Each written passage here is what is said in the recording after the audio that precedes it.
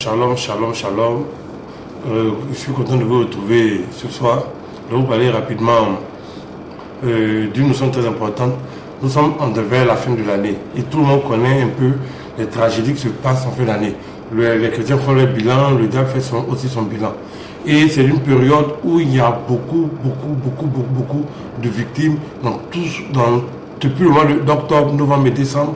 C'est pendant ce temps-là que le diable récolte les âmes. C'est-à-dire que les âmes dont il a besoin pour sacrifier, pour détruire, etc. Donc le diable, la sorcellerie, la magie noire, collecte beaucoup d'âmes dans la période de octobre, novembre et de décembre. Et je vais vous raconter une histoire qui est quand même assez triste, que je voulais partager un peu avec vous. Il s'agit d'une sœur qui auparavant n'était pas chrétienne. Elle n'était pas chrétienne, elle avait, comme tout le monde, elle fréquentait les marabouts, les féticheurs, comme tout le monde, on est tous passés par là quand on ne connaissait pas Dieu.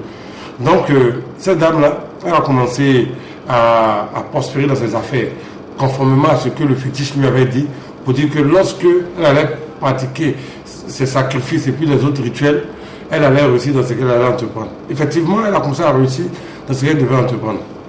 Vous savez, il y a une chose qui est dangereuse dans le domaine chrétien. C'est que dans le domaine chrétien, on marche plus par émotion, on marche plus par fiction, par rêve, que par la réalité.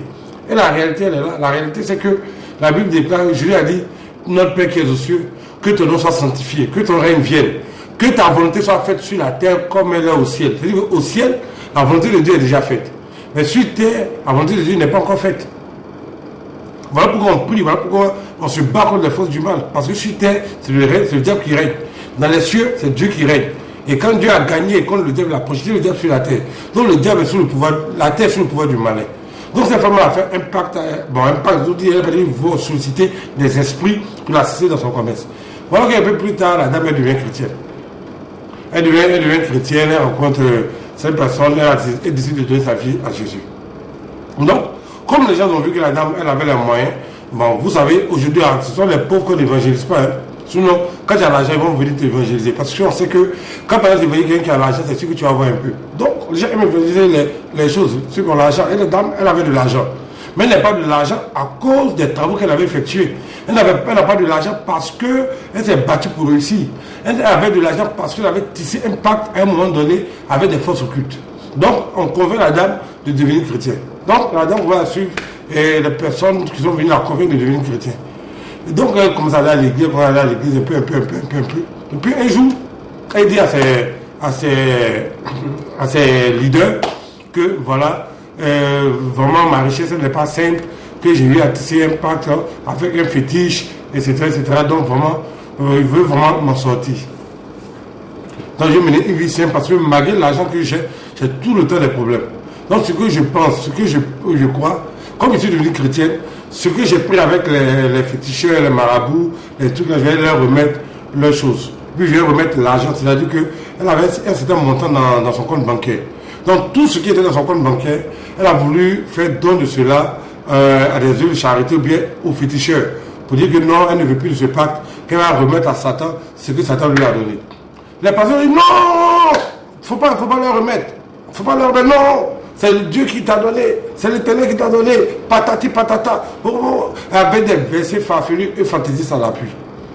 La femme a insisté, elle veut donner vraiment, parce que ça c'est pas son bien, c'est pas ses efforts qui ont fait ça, c'est les sacrifices et puis les rituels qu'elle a fait qui ont fait qu'elle a eu l'argent. Donc comme elle veut se marcher avec Dieu, elle va remettre ce que le diable lui a donné aux choses, au diable lui-même, c'est-à-dire aux féticheurs, aux marabouts, à ceux qui ont fait ces pratiques occultes.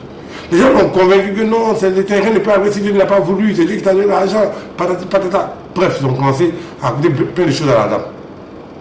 Or, le féticheur lui avait dit quelque chose. Il lui avait dit, si tu ne veux pas marcher avec nous, ce qui est pour nous, il faut venir nous donner. Ce qui est pour nous, il faut venir nous donner. Ce qui est pour mes esprits, il faut venir nous donner. Si tu veux prendre ton chemin, il faut prendre ton chemin, tu vas partir. Comme les gens ont vu, quand je vous dis qu'il n'y a pas de pasteur encore, vous pensez que c'est faux. Mais écoutez bien la suite de l'histoire. Quand les gens ont vu l'argent de la dame, qui est chiffré à plusieurs dizaines de millions, on va dire à la famille que vraiment, j'ai une ONG pour les enfants, comment on appelle ça? Vous comprenez bien le français. Et ça peut être des enfants affligés ou bien affamés, ou bien des enfants sans domicile fixe. Bref, des enfants en difficulté. Donc, on aura pensé ça pour financer patati patata, blaguer la femme, tout ça. Donc, au lieu de prendre l'argent pour aller remettre ça aux féticheurs, elle a pris de l'argent pour aller donner ça à ses pasteurs. Jésus a dit à César ce qui est à César, à Dieu ce qui est à Dieu. Et tu penses ce qui est à César pour aller donner à Dieu. Mais c'est même pas à Dieu, parce que c'est pas Dieu qui t'a inspiré. Ce sont des individus qui t'ont convaincu que d'aller leur donner ça pour qu'ils aillent faire église, pour aller faire ceci ou cela. Mais est-ce que le Dieu même qui les a appelés n'a pas les moyens de les rendre riches pour qu'ils puissent faire leurs églises? C'est toi qui vont compter pour aller faire leurs activités de charité. Sachant que l'argent que tu as eu, c'est de l'argent qui était sponsorisé par Satan et par des esprits. Donc, ils vont prendre l'argent et donner ça à des pasteurs. Donc, un jour, fait un rêve, et dans le rêve, il y a un homme qui veut lui parler dans son rêve. L'homme lui dit, étant donné, comme tu nous as pris quelque chose de cher, qui est notre argent, nous allons te prendre quelque chose de cher aussi. Et la seule chose que la femme avait de cher, c'est qu'elle avait un seul enfant. La dame a 40 ans, elle a une seule fille de 24 ans. Bon, elle avait une seule fille de 24 ans. Donc elle a fait le rêve là, elle est partie voir encore les mêmes pasteurs à qui elle est partie remettre son argent, qu'avec cet argent, les enfants sont allés payer des maisons, des villas, des duplex, habillés ainsi. Voyez-vous. Et elle-même qui a donné l'argent, elle dormait dans une chambre salon. Puis ceux à qui elle a donné son argent, ils ont pris l'argent pour aller payer des duplex et autre chose. Des biens, des maisons, voitures, etc. Et la dame se lève sans voir ses pasteurs pour leur dire, bon voilà, voici ce que j'ai vu dans le rêve. Elle dit, non, ce sont les sorciers, les diables, les démons. Vous voyez, comme d'habitude, des paroles fantaisistes et hasardeuses. Un peu plus tard, 3 jours plus tard, c'était lundi, le jeudi qui a suivi, sa fille qui était de méditer la Bible. Sa Bible était de méditer la Bible dans un taxi. Parce que sa fille, elle se promène toujours avec sa Bible, elle est une croyante. Et soudainement, un camion est venu passer, est venu cogner, a fait la collision avec la voiture au niveau de la Riviera 2. La fille de la dame est morte sur le coup, comme avait prédit le féticheur le marabout. Et c'est dans de telles circonstances que la dame a perdu son bien le plus précieux, son unique enfant, pendant qu'elle a 40 ans. On doit se poser une question. Qu'est-ce que nous devons faire pour accomplir les œuvres de Dieu? Aujourd'hui, c'est ce que je me tue depuis des années à dire aux gens que les invocations d'Israël sont les seules efficaces contre les incantations.